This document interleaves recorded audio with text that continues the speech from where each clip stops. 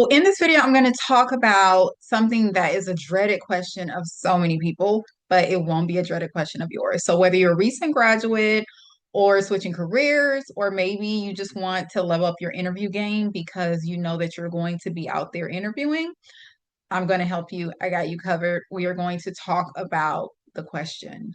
Tell me about yourself. I'm going to give you a formula that I use that has been very helpful, and it recently helped me land my new career, my new job. And I want to share with you so that way you can go in confident, feeling good about yourself. And so there is a three-part formula that I'm going to share with you. Got my notes here. I incorporated some AI prompts to kind of give you an idea as to how to formulate your career story. And I think that's going to be helpful as well. So sit back, relax, get your notepad and pen out so that way you can write down all of these goodies that I have for you today.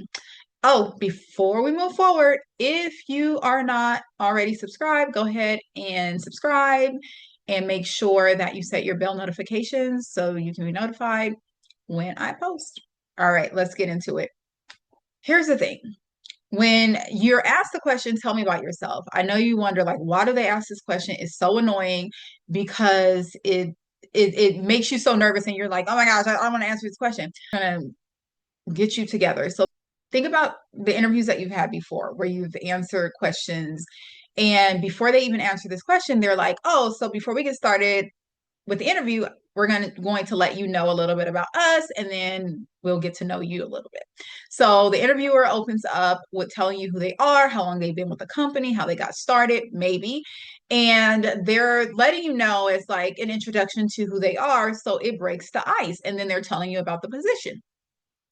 As they go into the questions, and the first question out the gate that you know you're probably going to be asked is, tell me about yourself, or tell us a little bit about yourself and your career journey, whatever. So that is your time to shine. Okay, that's your time to get warmed up, to allow yourself to explain to them, like, this is why I'm the best person for the position, because look at my experience. Boom, boom, boom, boom, bow. That is how you can do it. But a lot of times it's dreaded because sometimes, I'll be honest, we don't practice properly. You may be a person where you're like me. Like, I like winging things. I don't really like to go by an outline, but when it comes to the interviewing process, there's no getting around that because I'm the type of person, when I do get nervous, oh, I'm forgetting about 1,000 things. Like, I don't like everything that I thought I wanted to talk about during the interview is going out the window, baby, because I'm nervous.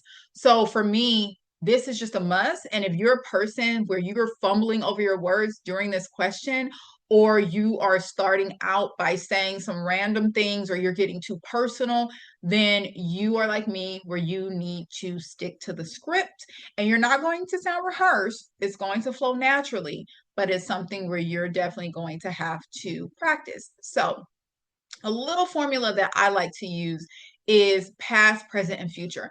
I heard this from someone on YouTube. This was years ago. So, unfortunately, I cannot give credit to that person, but it's always stuck with me. And it's what I teach my clients, it's what I use in my own interviews: past, present, and future. So, when you're thinking about your past, think about 2 to 3 relevant experiences that you've had that led you where you are today. You want to make sure that you're focusing on achievements. You don't want to just ramble off a bunch of job duties that you've held without actually saying, like, this is specifically what I achieved in this role that is beneficial to this position that I'm going into. Because remember, it's all about relevancy. Don't just ramble off achievements that don't make sense to this new employer. Think about, make it make sense, right? We hear that term all the time. Make it make sense. So that's the same approach that you're going to take, is you want to make it make sense. So just start to think about those things and make sure that you can speak to them, because that is going to make your statement that much stronger. So when you're thinking about the past, think about how you got started in your career journey that is relevant to the experience that they need for this position. That's going to be key. Then, when you're thinking about your present, start with where you are professionally right now, your current role, key skills, and your and what you're known for. Like, what do people come to you for? If you're known for streamlining processes, why are you known for streamlining processes? Did you incorporate a tool? Did you incorporate a document or something like that that improved the workflow of your department? And so speak to that. And if it improved, what percentage did it improve by? So those are things that you want to speak of. And then you want to say, like, how many years of experience do you have in this space? And what is it that you help with? So example that I like, it says that I'm a digital marketing specialist with 5 years of experience helping companies increase their customer acquisition through data-driven campaigns. And so you can say what type of companies that you assist with, right? But instead of just saying I work in marketing, that's just basic, right? And so we're always trying to think of ways that we can elevate that instead of just saying, oh, I work in marketing and then future. So now you're bringing it all together. You're looking for the future. You're connecting your experience to why you're excited about this specific opportunity.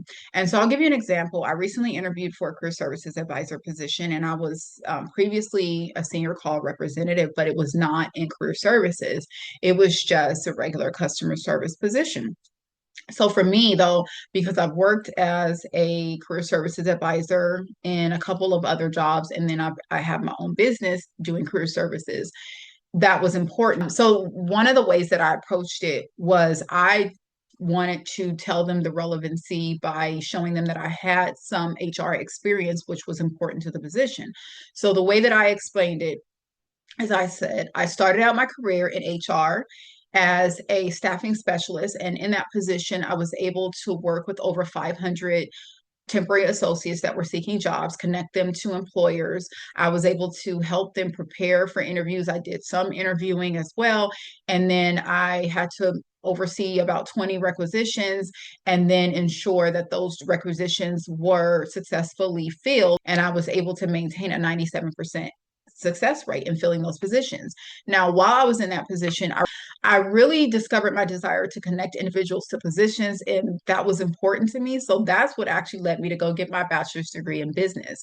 And it was a concentration in human resources management. Shortly after I graduated, I ended up getting an HR role and realized quickly that I just wasn't aligned, like it wasn't in alignment with what I wanted to do.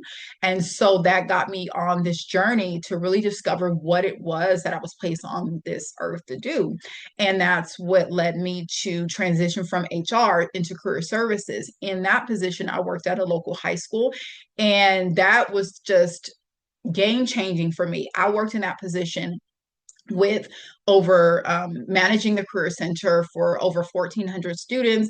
I also was in charge of large scale projects like Career Day, which securing 44 guest speakers, and that had been unheard of. We had 100% success rate, like show up rate. So that was very important for that position. I was overseeing the workability program. So I'm very familiar with having to document on cases and ensuring that we're meeting government requirements. Ended up leaving that position and going into business full time as a career coach.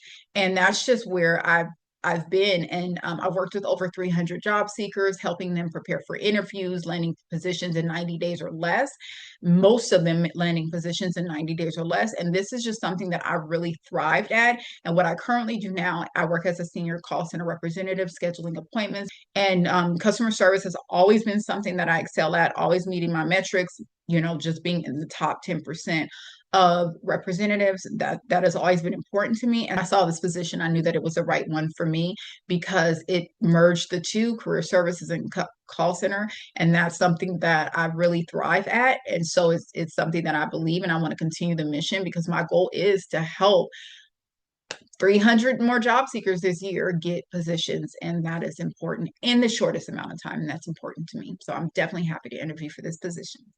see there, it was a little all over the place because I am doing it just winging it, but I would practice more and I would make sure that I can speak to it and it's not. And even if it sounds like that, I mean, it's still coming from the heart. You're still explaining your experience and you don't have to be perfect. You may fumble a little bit, but at the same time, the key is to get it within you so that way when you are talking, it is something that flows out. Like you have your 2 to 3 relevant experiences that you really want to highlight. You have your jobs that you really want to highlight that you know will be relevant to that position. And you have to ask yourself as you're reading that job description, what is important to this role? What is important to this employer?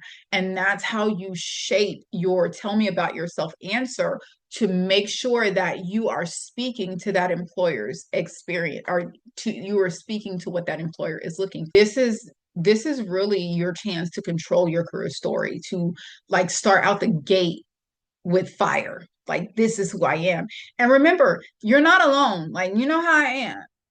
We ask the Holy Spirit, we invite the Holy Spirit into our process. I'm putting together my answers to questions. I'm asking the Holy Spirit, okay, please highlight to me the relevant experience. Help me. Like I'm inviting him into that process. You can do the same thing. And then before my interview, I'm inviting him in that process again. And so just keep that in mind. And that is all I have for you. If you like this video, go ahead and like this video and don't forget to subscribe and share it with someone that you know maybe they're struggling on their interview journey and they need some help. All right, so that is all I have for you. As I mentioned, thank you for joining me today, watching this video. God bless.